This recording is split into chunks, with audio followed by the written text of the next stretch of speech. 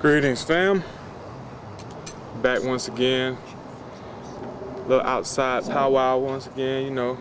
Gotta get our fresh air in, man. I tried to get a shot of my neighbors, man. They doing it big. Big flesh on the grill. Big meat. Dead shit. All sprawled out. Ugh. That shit made my stomach hurt when I smelled it. Like, I can't even, they didn't season it enough. I couldn't smell nothing but meat. Shit cooking. But I couldn't figure out how to zoom in on it. I didn't want to be all down there in their face. But I wish I could have just showed y'all how they look. Their eyes, they all big and just look half dead down that motherfucker on the grill. But that ain't what we talking about today. I want to talk about hybrids, man. First, I want to say I cannot believe that I'm out here without no jacket on, man. Georgia, man, it's off the chain. It's crazy. One minute it's freezing, snowing down this motherfucker. Next minute it's warm and shit. Like, I don't think that's a good thing, but that's the way it is right now. But anyway, had some good comments on hybrids, so I wanted to talk about that because if you like me, you probably got a lot of your information on hybrids from Dr. Sebi. But that's how it was for me. That's who introduced me to all the hybrid information. I wasn't thinking about no hybrids. I was just happy to be eating some vegetables and shit. Like, I thought I was doing real good at the time. Dr. Sebi made me feel bad. Like, nigga, you ain't doing nothing. You still eating this, that. So I took a lot of that to heart and cut out a lot of that shit out of my diet. But as I got more information, I started to learn that there was reasons behind some of these things existing. Like, we actually cultivated and created a lot of these domesticated fruits and vegetables, or what we call hybrids. I think a lot of times when we say hybrid, we start thinking that the European had something to do with that. And most of the time, they didn't have nothing to do with that. Man, it's hot out here, man. It's crazy. But yeah, they didn't cultivate nothing. They say pears was cultivated 5,000 years ago. So you already know that ain't them, that's us, you know what I'm saying? They was still in the caves if they was here. But yeah, just like potatoes, that's a 16th century discovery for the Europeans, and we had been cultivating them for 10,000 years, you know what I'm saying? Thousands of years, tens of thousands of years, is what I'm trying to say. So don't get it confused. Don't mistake GMOs for domesticated or cultivated fruits and vegetables.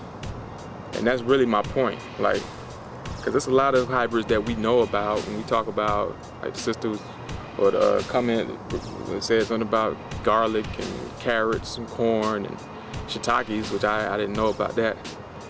Because I didn't even think that they were cultivating mushrooms. I just assumed they was wild because I see them growing wild where I be, you know, everywhere. But I can't dispute that because I don't know if that's true or not. But let's talk about some of these hybrids. Let's talk about cauliflower is a hybrid.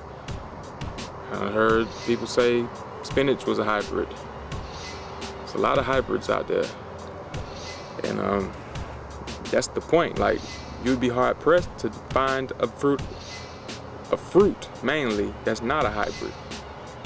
Like, that's what we need to realize. First, we need to realize that most of us are hybrids. So that's what I'm saying. There's a science behind these hybrid fruits and vegetables. Why did our ancestors cultivate these things? A lot of times it was just so that we could transport them from one place to another as we migrated. Just the same way they're doing it today. They increase the shelf life. That's our science. To make it easier for transport these things. That's why they think a lot of stuff originated in Asia, but if everybody originated in Africa, including the Asians, which was once that we are the original Asians, that means we carried these things over there. Now I'm sure there was some things indigenously growing there too. There's wild fruits and vegetables everywhere. It's wild garlic. You can go right online and you'll find that you're out on the side of the road on the highway picking out wild garlic. So some of these things do exist wild, but we're not having access to them. You just do some research. I'll give y'all a homework assignment today. Go look for your favorite fruit and vegetable, but type in wild. If you like mangoes like me, that's my favorite fruit. I love mangoes. Look up wild mangoes. And you know, it's a very interesting story about how they cultivated and why they cultivated and domesticated the mango. It's not the one, we're not eating the original wild mangoes today. We're not eating wild avocados. We're not eating wild apples. We're eating 17th century apples. Macintosh, Red Delicious, Golden Delicious, these are hybrids. They're not wild apples. Matter of fact, most of the wild fruits we wouldn't even enjoy over here in America because our taste buds are not with it. We domesticated some of these fruits to make them sweeter and more easier for us to digest and for us to take them. For instance, if you in the United States and Europe, all the pineapples being sold to us after the year 2000 have been domesticated and cultivated to contain less acid.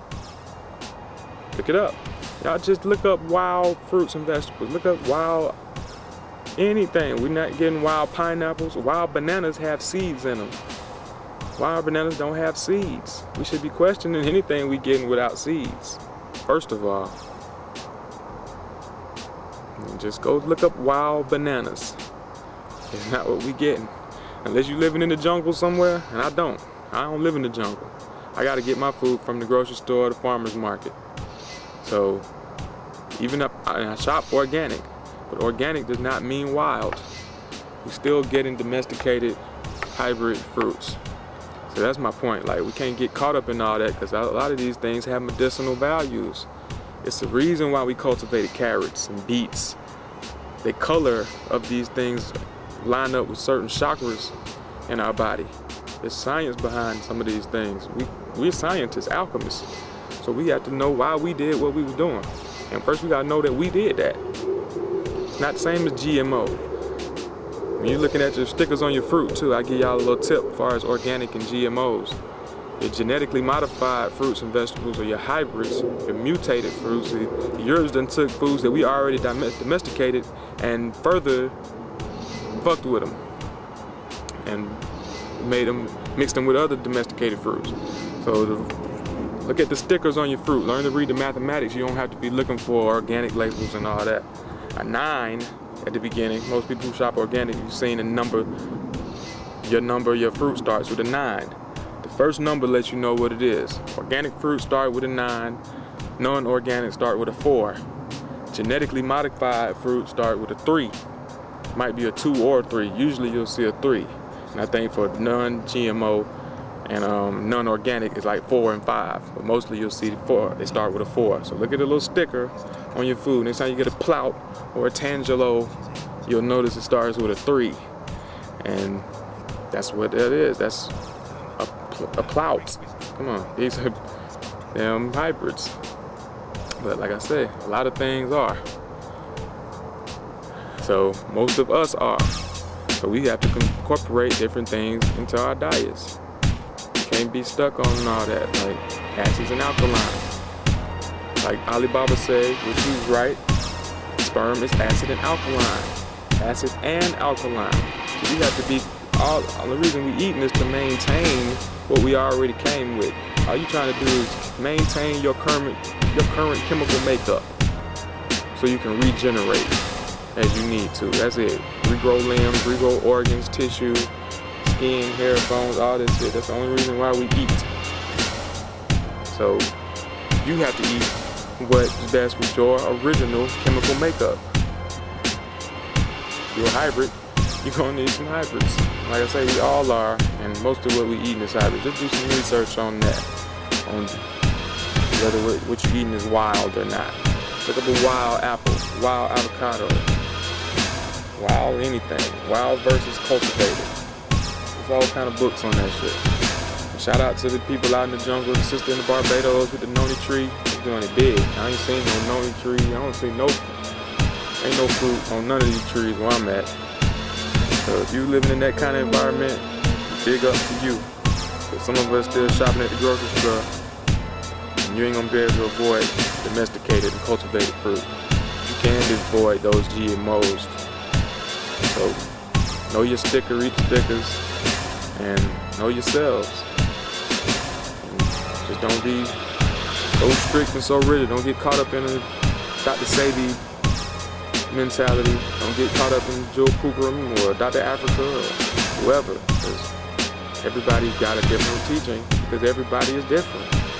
Nope, don't let nobody tell you what you should be doing and what's best for everybody and how everybody should live. You should never trust no people like that. That's control. That's another form of control. You might as well be religious. So anyway, y'all do some homework on that. Leave me some comments. Let me know what you think. If you need to go any more depth with it, and you can do that. But that's just the basics on it. Talk to y'all later. Be healthy. Peace.